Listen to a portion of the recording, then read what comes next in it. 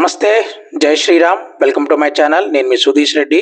ఇప్పుడు మనం మాట్లాడుకుందాం Bigg Boss season 8 Telugu short review analysis గురించి, అది కూడా ఎపిసోడ్ నెంబర్ 3 డే నెంబర్ 2 గురించి. ఇప్పుడు ఫస్ట్ ఎలిమినేషన్స్ ఏవో అనుకుంటే ఇంకేదో జరిగింది అన్నట్టు, అక్కడక్కడ కొంచెం ఫైర్ ఉంది, అక్కడక్కడ కొంచెం మైర్లు ఉన్నాయి.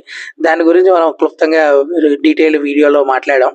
ఇక్కడ షార్ట్లో ఎపిసోడ్లో ఏం జరిగింది అనేది క్లుప్తంగా మనం తెలుసుకోవాలంటే, నేనెవరి మాట వినను అంటుంది సోనియా.